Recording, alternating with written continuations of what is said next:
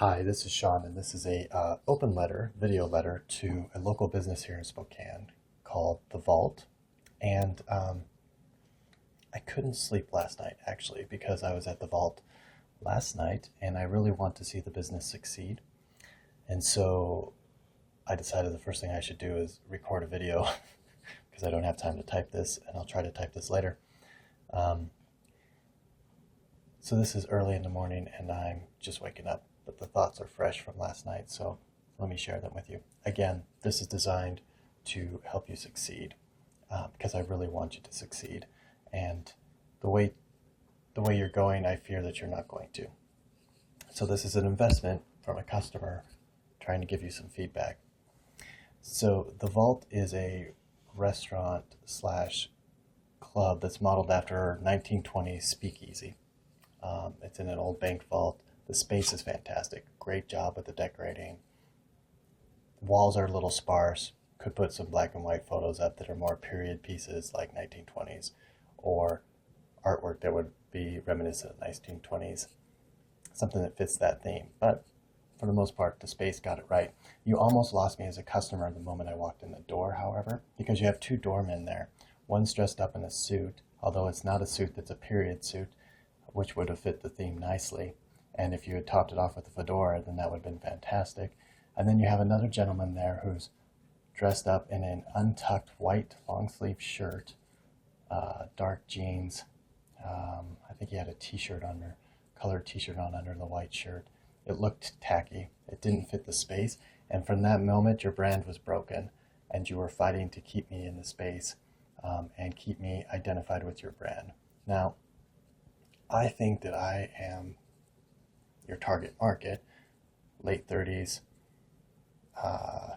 no kids, likes to go out on the weekends and the weekdays and find a place to listen to some good music, a venue that plays jazz or blues or big band or swing, and there's not a lot of venues like that. I used to like Ella's before they went out of business, and I was hoping that the Vault would recreate or give me a place to go that would consistently offer jazz, blues, big band, sound, swing, in a relaxed atmosphere that I can enjoy with similar age peers and not have to worry about a younger crowd. So that's what I was hoping the Vault would be. I was really excited to hear that it was a 1920s sort of speakeasy model, and I was hoping to have an experience like that. The brand was broken from the moment I walked through the door. Now the waitress, she got your brand back. She was dressed in a cute period, reminiscent style. She had a fedora on, she had the vest, she had, I believe she had suspenders, maybe not. And she worked really hard to be the brand and sell the brand, and she made a difference. Otherwise, you would have lost me. So I sit down and I look at the menu, and the menu is pretty good. It's okay. So waitress comes and she gives me the drink list and the beer list, and the drink list looks fabulous. It's all period drinks. The martinis look great. They're all specialized martinis. That's what you're selling, and I get that.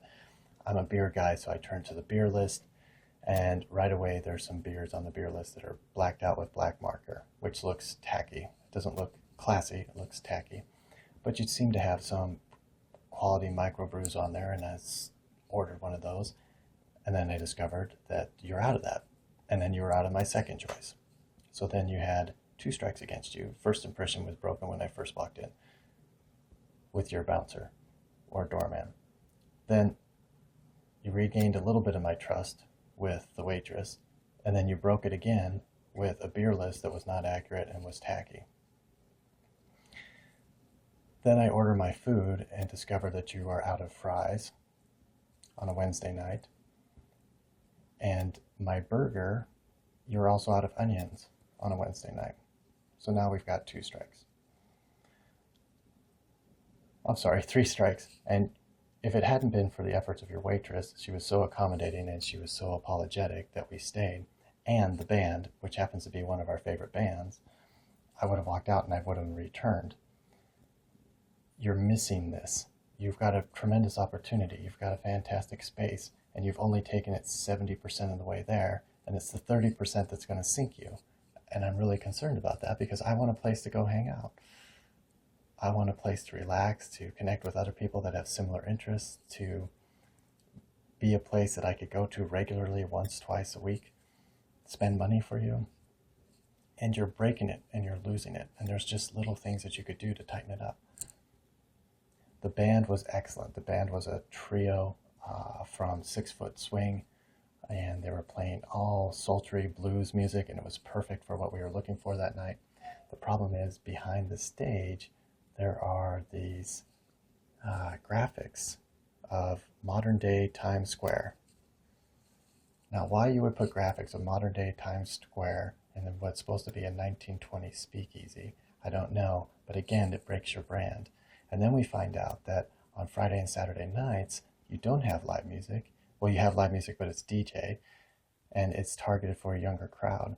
You're missing this. Your brand is broken. You have something that you can make really special if you target the right people, and you target it consistently, and you allow them to find you. But in desperation, I guess, you're blowing your shot at making something truly special. So imagine what would have happened if I had gone out and that right away at the front door, I met with 2 doormen dressed alike in classy suits. Maybe a fedora, maybe not. They open the door for me. I walk into this beautiful space and I feel like, yeah, this is something special. This is something I want to do again. And instead of, oh, this was the other thing. Off to the right, you have a coat rack with hangers that's just sitting there. Why not have a coat room and have someone there to take your coat like in the old days, coat and hat? Or give a discount for people that are dressed in suits, dressed nicely, that are going out on the town, and give a discount for those folks that come in, check their coats, and actually play the part of going to a speakeasy. Have everybody in the place dressed in 1920s style. The bartender behind the bar was not. Again, you broke your brand and you missed an opportunity. Again, the walls were spare. If you had portraits, black and white portraits, or some kind of artwork that would, in that style of 1920s, would have been really special. And if the graphics behind the stage for the band were also period graphics, it would have been really, really great. Like I don't know, black and white photos of Times Square in 1920s. I don't even know what that looked like, or some kind of club in the 1920s, or black and whites of a speakeasy in 1920s. That would have been great. If you tighten this up, I think you're going to have something great. If you don't tighten it up, then your brand's going to continue to break. And when it breaks, you're going to lose customers who don't have the patience to wait for you to get your shit together. And that would be tragic, because I think you have something special. And I just wanted to share that. I hope you take this feedback to heart. And I hope next time in the vault, I'll have a different experience. Thanks.